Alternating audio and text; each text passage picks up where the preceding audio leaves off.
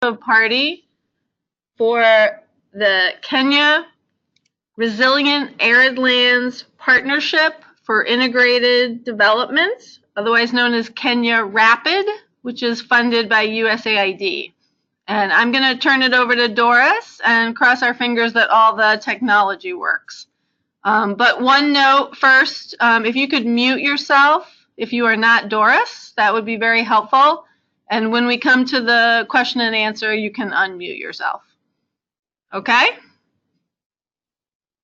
All right. So Doris, can I hand it over to you now and you can tell me when to click through? Yes, thank you, Janet. Really pleased to be talking to everyone about Kenya Rapid program. I know for those who don't know what Millennium Water Alliance is, Millennium Water Alliance is a coalition of over 16 international NGOs that work worldwide on issues of water, sanitation, and hygiene. In Kenya, Millennium Water Alliance has been working here since 2004, collaboratively with about 6 partners like CARE, Food for the Hungry, World Vision, and Catholic Relief Services, among others. And today I'm going to be presenting on one flagship program on Kenya Rapid, Kenya Resilient Arid Lands Partnership for Integrated Development program. Next, please. Hold on.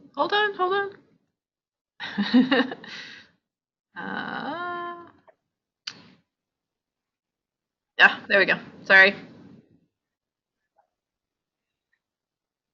Yes, so Kenya Rapid is actually a partnership, just like the name suggests, of about 21 partners involving 3 governments, the US government, the Kenyan government, and the Swiss government, over 10 private sector partners like IBM, Coca-Cola, Davis and Shuttley, Aqua for All, and others, and 4 Millennium Water Alliance members, World Vision, Catholic Relief Services, Food for the Hungry, and CARE, and 5 county governments in Kenya that work in the north. Next, please.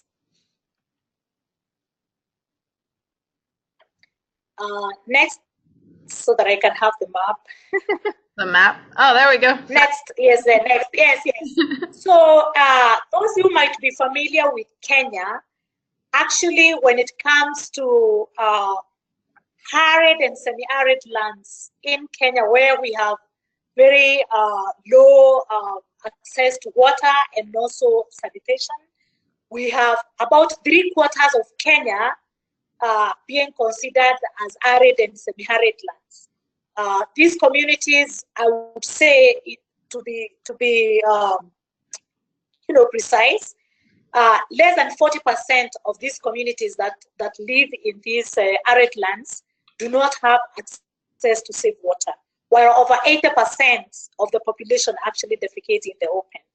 The arid lands are also mostly dominated by a lot of climate change issues, such as droughts, and the scarcity of water there is very prominent. So with alignment with the Kenyan Vision 2030 and also SDG goals, the Millennium Water Alliance members actually, and all the Kenya Rapid partners, are aiming at supporting the 5 counties in the north towards universal coverage for water. Next. More? Now, yes, there. Now, as I said earlier on, these 5 counties have very limited, resources as far as water is concerned due to climate change issues. And so we are aiming to between now and 2020, the program started in 2015. So by 2020, we are aiming to increase the water coverage from 37% to about 50%. I know it will take more efforts, collaborative efforts in Kenya with other partners really to go towards universal coverage. Next.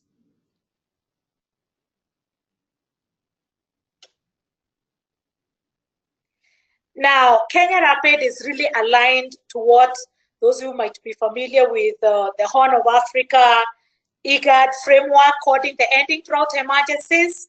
which recognizes that sustainable management of rangelands, water, crops, and increasing the contribution of livestock sector to the pastoral economy are really critical to resilient livelihoods. That's why Kenya Rapid is really aiming at increasing resilience, but also sustainable livelihoods for these pastoralists. Next.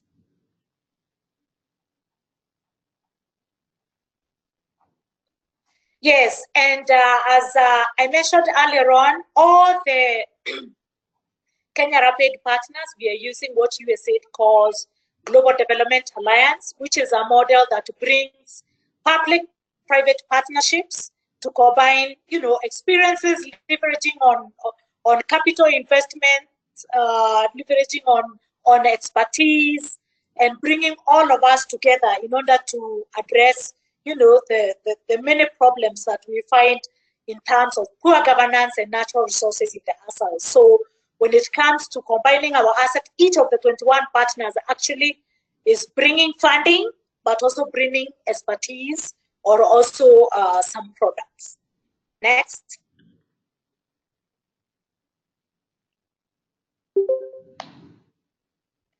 Yes, and just to give the program highlight, it's the duration is 5 years, started September 2015 and ending 2020. The budget is about $35.5 million. As I said earlier on, it's a public-private partnership, so you said the contribution is about 12.5, and they leverage partners, private sector partners, dollar to dollar. Then we have the Swiss government also contributing about 7.5, and all the Millennium Water Alliance members combined contributing about 3 million. So the counties are also contributing in terms of investments and hosting our staff, and also taking the lead in terms of implementation of the program. We aim to reach about 450,000 people by end of 2020, and taking into consideration that most of the international NGOs have been doing implementation approach where we just go down to the ground and construct boreholes or work on sanitation issues. In this Kenya Rapid program, we are changing the way of doing business. And so our program partners are actually facilitating counties. And so we consider this program to be county-owned, county-managed, and county-led, where we make decisions on investments that are going to be made on yearly basis. We come together, share our budgets, and operate from one annual plan. The counties are actually taking the lead because they steer the program from the national level, where they participate in the program steering committee, and at the county level we also have the ministers and the directors participating in what we call county program steering committee to make decisions on the strategic issues and planning with the team. Now, we are using public-private partnership, of course, to increase the sustainability and also to promote innovation, especially considering that in the northern Kenya, we don't have a lot of private sector or business-oriented enterprises there. Next.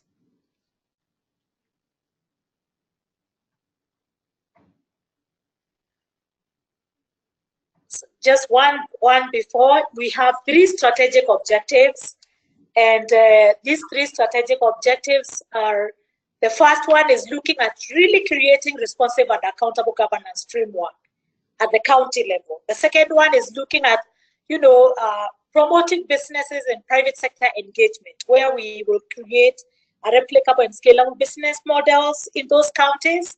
And then as we do these 2, we really want to increase the service delivery as well, as far as water sanitation is concerned, and also improve the rangeland management there. Next. The first strategic objective, which looks at responsive and accountable governance system, is promoting the devolved governance structure, which we call county governments there. And so we implement this Kenya Rapid program, direct implementation aligned to the county priorities and investment plans, what we'll call county integrated development plans and water sectoral plans. We are supporting counties to develop policies, legislative framework, and institutional framework to support the water sector. Now, the institutions that we have currently because the devolved governance structure just started in 2013. So in terms of like a water bill or a water act or water policies, these have not been in existence. And so we are creating this from scratch in partnership with the counties. We also have to recognize that the communities down there, because they don't have this service, they have to be empowered enough and to be knowledgeable enough to be able to demand accountability, transparency from the duty bearers who are the county government. Next.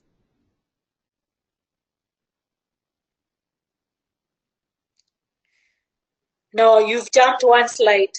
Oh, that one? Previous. No, next. Which one? You want that one? No, next. Okay, next. So it's okay. So the second one, which I talked about, creating replicable and scalable business models, we are looking at the entire wash value chain, where we are, working with the private sector partners like Apple for All, Davis and Shortleaf to look at service delivery models in the north and look at activities that can really engage the private sector to drive, the business for sustainability. So people like IBM Research Africa really comes with a lot of data that provides information to these private sector partners, but also to the government in order to make decisions, informed decisions. So we have private sector partners like Acacia coming with hydrological data. We have, US companies like SweetSense coming in with, with solar sensors that are installed in remote locations of boreholes. And when the ministers, when the water directors are sitting at their desk, they can actually view, the performance and functionality of these boreholes right at their desk. Next.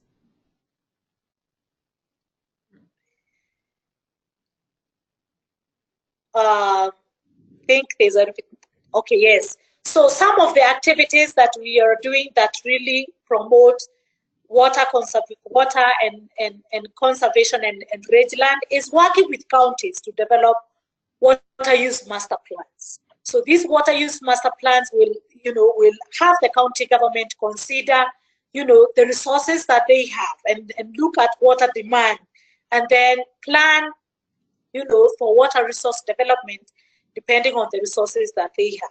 We are also looking at, identifying policy gaps and supporting, legislation by strengthening the county capacities in wash and livestock sectors. We are also supporting counties to assess, the needs across all the sector, especially the water and livestock. And so with the capacity needs assessment, because counties are new, we have built in the program what we call County Capacity Building Fund that will be leveraged by counties to address these gaps that they will find. Also, the Millennium Water Alliance members are very strong on integrated water resource management. And because of degraded rangelands in the north, we are working with counties to use holistic rangeland management in order to improve the rangeland ecosystems there. We are also working with the communities to build capacity around wash and improve livelihoods, especially in multiple uses of water, where we are not only developing water for human use, but also looking at water for livestock, looking at water for, for agriculture and kitchen gardening, looking at water for rangeland improvement. Next.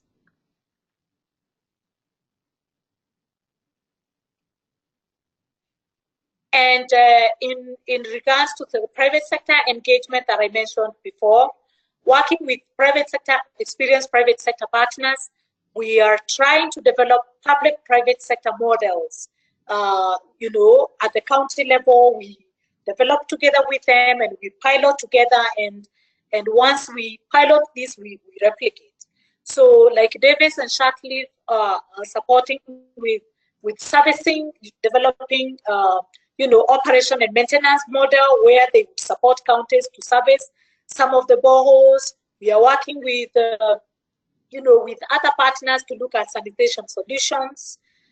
We are also facilitating water point mapping so that counties can have enough information about the water points that they have and which ones are functional, which ones need repair. We are also, of course, if we want to promote open defecation-free villages, we are using the community-led total sanitation to trigger villages, but also support these villages to, to improve their sanitation conditions. We know that, with focus on water for schools or institutions like health facilities, we are also supporting these 5 counties in the north, especially to bring safe drinking water and hygiene practices in schools and health facilities. Most of those do not have adequate, wash facilities. Because of frequent droughts and disasters that happen in these northern Kenya areas, we are also promoting an approach called community managed disaster risk reduction, where we do trainings, but also support counties and communities to come up with disaster risk reduction plans that they plan on annual basis, how they are going to do mitigation and also preventive actions so that these disasters do not become crises and lead to loss of livelihoods there.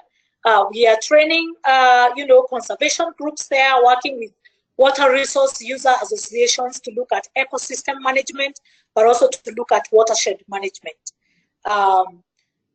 Of course, diversification of food sources because of malnutrition issues and food insecurity issues. When we promote multiple uses of water, we are also looking at, what we are calling agri-nutrition practices, where, these pure pastoralists also diversify their livelihoods to grow crops using the water that is available. Next.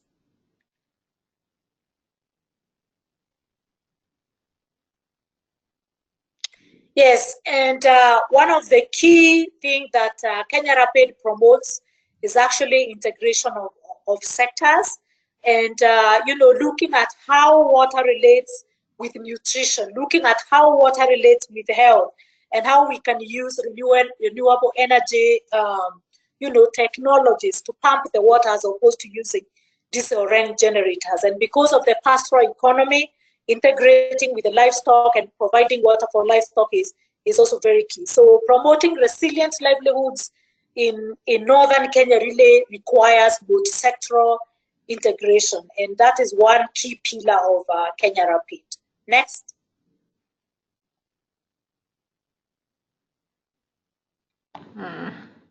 Next.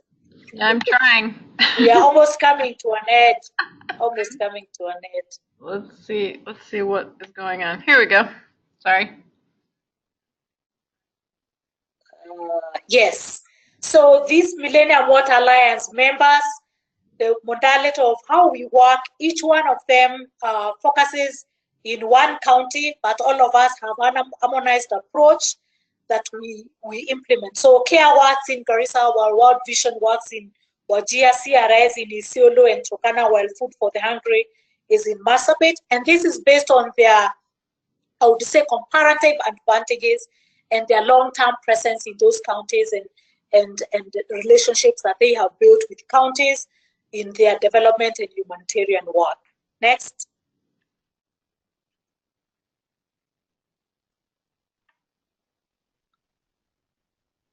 Yes, and just to elaborate more on what private sector companies are doing, as I mentioned earlier on, IBM is really good in terms of data integration and development of decision-making tools.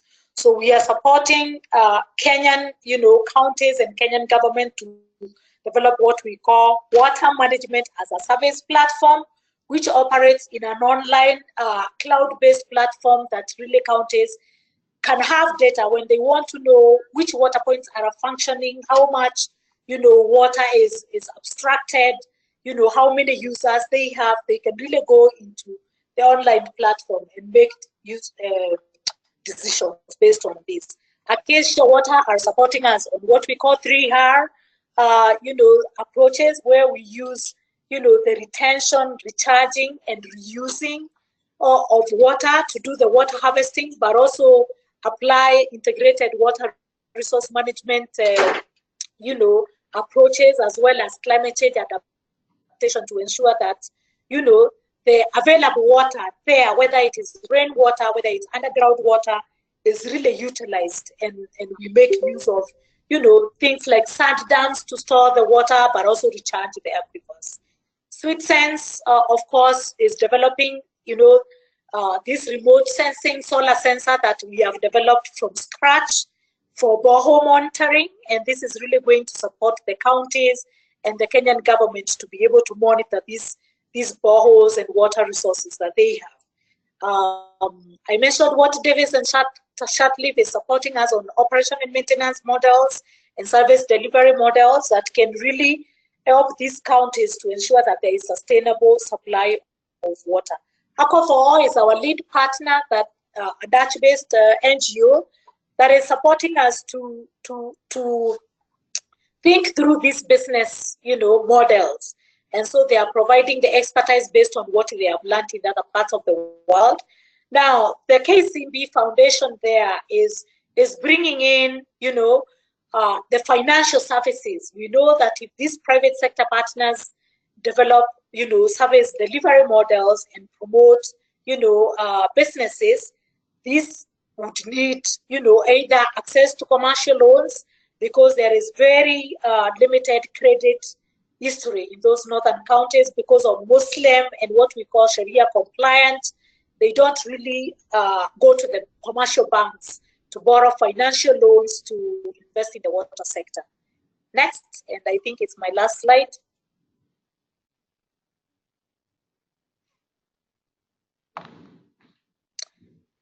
So really, Kenya Rapid hopes that with multiple challenges that we have in northern Kenya that began scarce water resources, some of the environmental, sustainability principles will be applied, but also cross-border, cross-county water resource planning will really help these counties in building resilient livelihoods in the north. That is the end of my presentation. I really would like to have maybe questions, but we really want to promote, the 3R, the retention, recharging, and reusing, multiple uses of water and disaster risk reduction strategies to really manage the rangelands there, but also ensure that the ecosystems and the watershed is adequately managed. Great. Doris, thank you so much. That was an amazing presentation, and it's so wonderful to hear this very broad range of things that you are trying to achieve. And I'm sure we have many, many questions. We have about 10 people on the line. So let's see. I think hopefully you should be unmuted. Yeah, so does anyone want to go first? You can either ask your question or you can type it in the chat box.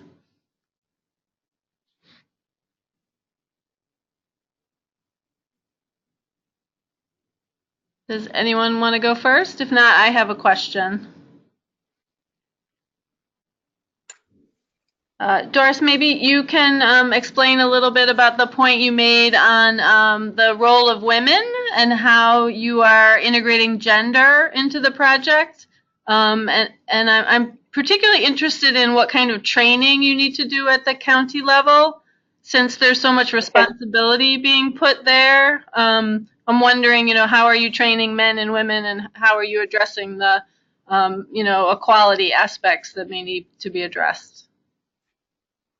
Yes, that's a very good question, bearing in mind that women in the north actually bear the burden of looking for water. Most of them spend between 3 to 4 hours, trekking, looking for water, and the waiting hours sometimes are long. So what we are trying to do is engage women right from decision making, especially in inclusion of women in water management, where we ensure that 30% of the women are actually included in the water user associations, not only to be treasurer, but also to be able to make decisions. all the multiple uses of water and food security related trainings to grow crops or to grow food and vegetables in the north are actually over 70%, or I could say 80% of those participants are also women. We have also been working with, conservation organizations like Northland Rangeland Trust, that actually conservancies that also have women driving, conservation efforts where, they encourage people not to graze, during the dry season. They have designated dry season grazing areas and also wet season grazing areas. So when it comes to, training on development of grazing plans, we also involve women. When it comes to training also on disaster risk reduction and formulation of community managed disaster risk reduction plans, women are involved because most of the time they are the ones that are at risk. When it comes to also developing business enterprises, also, involving women to be able to be active in the water kiosk and carrying out, subsidiary businesses when they are also selling water is very, very key. When it comes to health-related benefits, also in the health facilities, we are working with women to promote hygiene, but also other maternal and agri-nutrition-related trainings and cooking practices, and the way you would cook and the caring of of their children, but also caring about themselves. But also in schools where we are working with the school health clubs, we really promote gender as well. Great, thank you so much. That's a terrific program, very robust. So I see Jimmy L might have a question. Thanks, Janet, and thanks again, Doris, for this excellent presentation. I'm really impressed by the coverage, and in particular the integrated approach. You kind of alluded to one of the questions I had regarding a connection to conservation NGOs when you talked about the Northern Ranger Trust, because I just wanted to find out if there's also water for wildlife, which is covered then. On the agri-nutrition part, is there scope for fish as well, just beyond the crops, given that you are looking at watershed management, and obviously there would be fish? If you could maybe just talk about how that also comes to play. Okay, so yes, given that northern Kenya also has wildlife, it is true that some of these conservancies that we have in those counties, I think there are about 16 conservancies, also host the wildlife, and they compete for water, but also compete for, for the rangelands. So with the Northern Rangeland Trust, what Kenya Rapid is promoting is actually to ensure that inside and outside the conservancies, there is promotion of, water for multiple uses, and that there is a balance between water that is provided for livestock, but also for wildlife, because otherwise there will be, a lot of wildlife human conflict in these regions. So water for wildlife is very, very key, but mostly promoted in the conservancies. When it comes to agri-nutrition, yes, in the north, majority of the people are pastoralists, so they keep cattle, camels, goats, and sheep. We do have places like Turkana, where Lake Turkana, there's a lot of fish farming, yes. And all the other counties, we don't have a lot of fish farming as such, but the agri-nutrition components that we are promoting is actually to diversify from just livestock-based products like milk and meat to also others, other crops-related related nutritional value items, like fruits and vegetables. So this has been done, but using mostly greenhouses or using what we call shade nets. Sometimes we are using, maximizing the water that we have through drip irrigation, and in some places promoting drought-tolerant crops, which can rely on the little amount of rainfall that they receive there. Great. Could I do a quick follow-up regarding livestock? Are you also looking at value chains that allow the pastoralists to actually access some of the prime markets in urban centers? Yes, we are, but not directly as Kenya Rapid. USAID has over 19 programs there. So some of the programs, like what we call resilience and economic growth, accelerated growth, is looking at promoting livestock marketing and livestock production. So they are constructing livestock markets, but also linking with the regional and the national market. So we don't do it, but we do what we call layering, integration, and sequencing with these other USAID projects. When it comes to animal health issues, we also collaborate with other projects. So that's how we do it, not directly, but integrating with other programs. So focusing on the same beneficiaries, the pastoralists that we are focusing on, they come in with, with market system development or with market linkage development or with market, construction of livestock markets. Great, thank you. Great. So, Doris, we have a question from Clive, who is the USAID Population Health Environment Advisor. And he's typed in the chat box, could you please talk about any demographic dynamics like population growth and mobility as they relate to the project interventions? Yeah, that's a very good question, because these pastoralists also, some of them, I would say move from one place to another.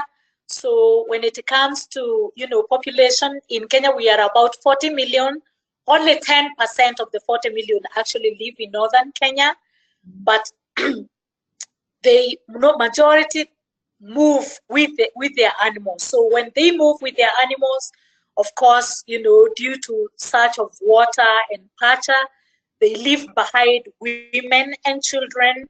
And sometimes when these women are left behind and children, of course, there is always challenges to do with access to milk or challenges to do with, malnutrition issues. So this challenge is being addressed by other humanitarian sector actors that USAID and OFDA support, like World Food Program. That's what I can say. Doris, just a follow-up. I think more what Clive was trying to get at was, are there any family planning interventions or reproductive health interventions that look at the population growth and the size of families? Sure, yes. Yes. Can you Rapid looking at any of those? Yes, so through other USAID funded programs that are health-based, they are looking at, health system strengthening, where they look at maternal and child health. They also look at, strengthening health facility systems such that women deliver in the hospitals. So Kenya Rapid is not necessarily doing this, but collaborating with other bigger USAID funded programs like what we call AFIO-Plus and CDC funded programs. We really target the same communities. We target the same communities with these health interventions. And yes, family planning is very, very key in those northern Kenya counties. And through these USAID funded programs being implemented by organizations like AMREF, they are really, promoting. I can hear some echo, so I don't know. Yeah, no, that's great. Thank you for following up with that additional information. So does anyone else on the line have a question? We have Natalie Simano. Hello. Weiler. Yes, thanks. I put my question in the chat, but I'm going to ask it directly. Thank you, Doris, for this great presentation. It's a very great program. I wanted to know if you can tell me a little bit how you bring about the nutrition sensitive agriculture approach, how you work with the health system and the agricultural system of Kenya in these different areas that you work in so that these two sectors are not addressed in a parallel way, but rather more integrated. Can you tell me a bit about that? Yeah, yes, thank you. This is a very key topic, I would say, and very live to discussions that we have every day with this, what we call Partnership for Resilience and Economic Growth, PREG partners, which brings 19 USAID funded projects. So some of these projects are nutrition specific. So they are looking at, supplementary feeding, outpatient feeding, and all that, while the nutrition sensitive programming, we in the water sector try to link, nutrition and wash.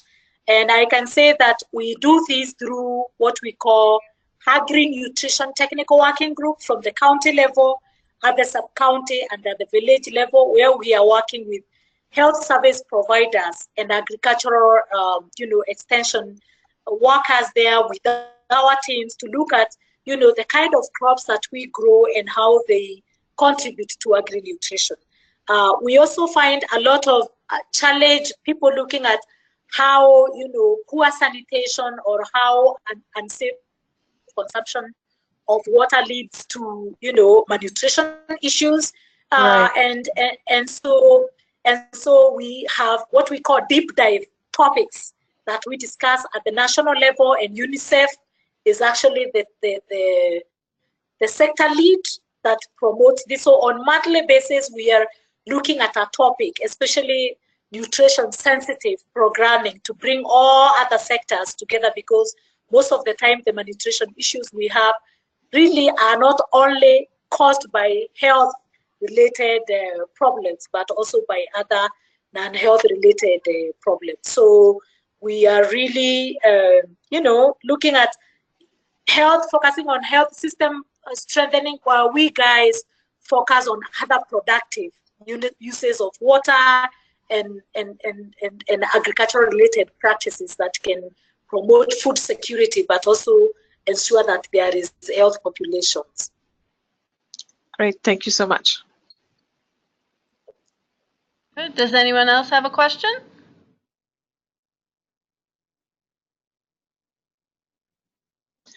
This is Natalie again. Can I ask another question? Of course. Not a problem. Okay, it's relating to the total sanitation village approach. Can you tell us a bit about the main challenges that you're encountering with this approach? Because I know that it can be a tedious, labor-intensive approach for villages, and I would like to hear about your experiences in terms of the challenges you've encountered so far trying to implement this approach.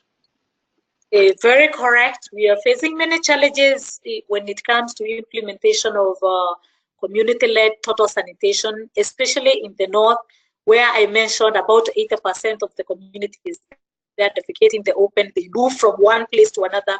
So sometimes one of the biggest challenges is that when we trigger a village, for example, and they start constructing latrines using their own locally available materials, when they move in search of, water and pasture for their livestock, they leave those villages and go to another village.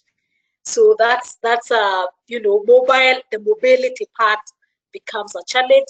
And then number two, when it comes to also drought related, when it comes to drought and when people are really having food insecurity problems, the pace at which we declare the village's ODF is longer than other densely populated areas, because you find vast villages. So before you move from one village to another, it really takes a lot of time.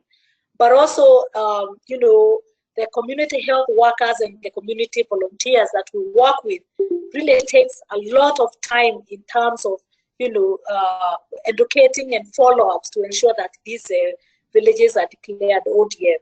The third challenge, I would say, it has to do with environmental issues, where we have, they have to use locally available materials, and so there is zero subsidy So we find, very poor communities that may not be able to afford. So these lag behind, and so they make, the CLTS approach a bit challenging because of this, the zero subsidy. Thank you. It's very interesting to hear those challenges that are very different than the challenges that we have encountered in our projects in less arid areas. Very interesting. Thank you. Does anyone else have a question? Hi, Janet. Hi, Doris. A kind of a very general kind of question to just get your impression concerning M&E, given this is a very impressive integrated approach, wash, livelihoods, watershed management. How is the whole issue of capturing the indicators and tracking them, and then feeding into the SDG framework for country reporting working, just so we can also learn from other issues where we often are not able to track all the aspects to then capture actually what is being invested to feed into the plans? Yeah, that's a good question. So we have a robust monitoring and evaluation system, especially now that we have very supportive data management experts like IBM. And so some of the indicators, or most of the indicators that we have, if we are looking at the water specific indicators, of course, we are looking at number of people that, are assessing these improved water sources and sanitation specific. But when it comes to multiple uses of water and the agri-nutrition related, indicators, we are actually linking those to the national level indicators, which are population based indicators, like, the reduction in poverty, the malnutrition indicators in terms of child mortality. And so really linking with the national level indicators that also link to the SDG. So we don't work in isolation. At the county level, there are health systems, where we put these indicators and work as a team so that they are aggregated. And then at USAID level, they have what they call overall Feed the Future indicators that are not only looking at national level contribution, but also global level. So that's what we are doing. Super, thank you. I have a question. Great, go ahead, Dennis. You may have already said this and I perhaps missed it, but how many people by the end of the program will have received appropriate levels of water and sanitation, and what kind of levels, standards is the program aiming for?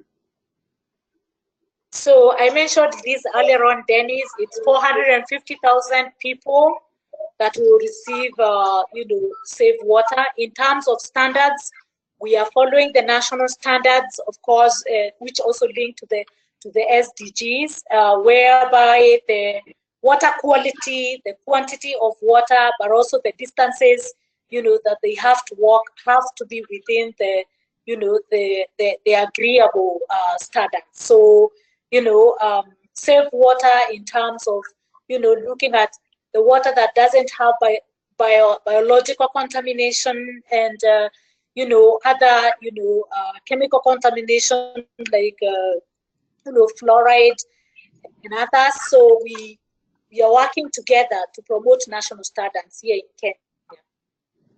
Thank you. A follow-up question on sanitation. You're working with the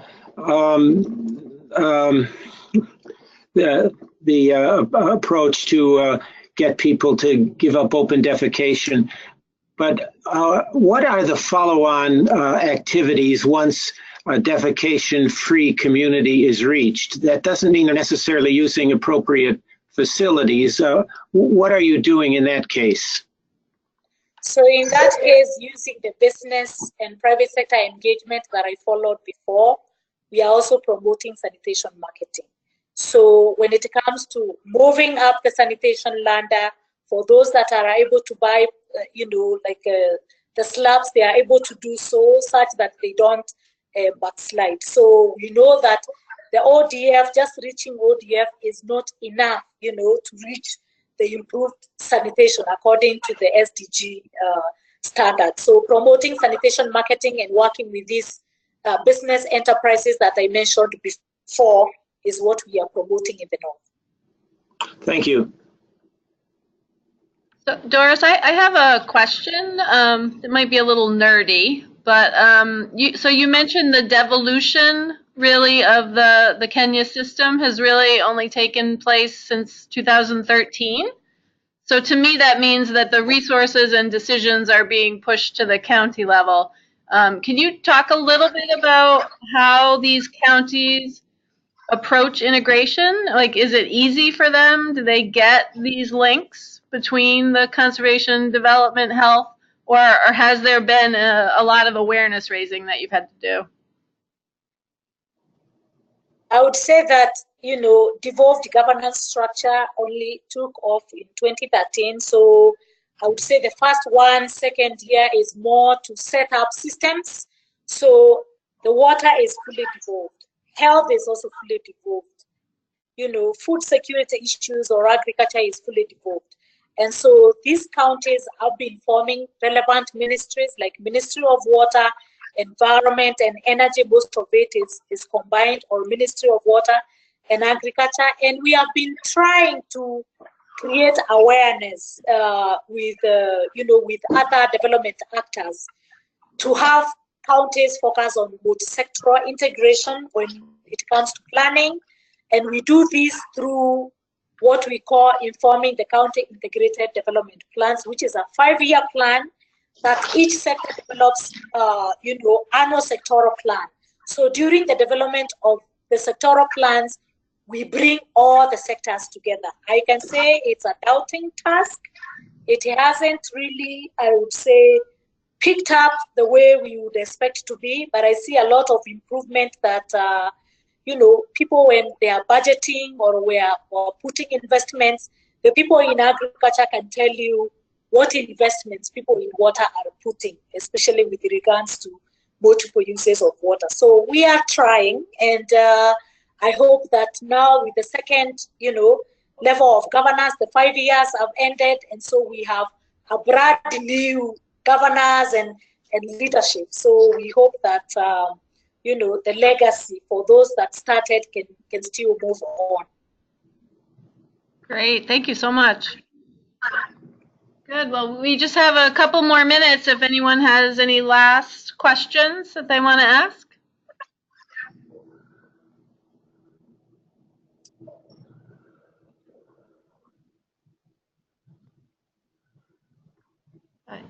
Doris, I can't tell you how impressed we all are with your program and its ambitious goals, and the integrated approach really comes through. It's really been a pleasure to hear about this. Thank you so much for your time.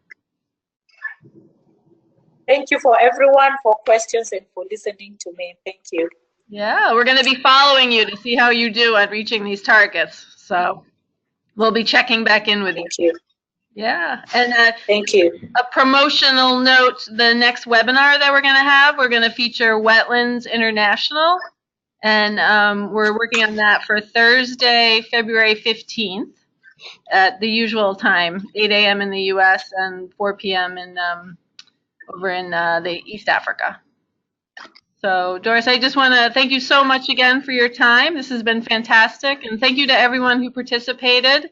We will get the recording of this up on the LinkedIn space so everyone can see it. So thanks again, and good luck, Doris, with everything. Thank you. Bye. Bye. Thank you.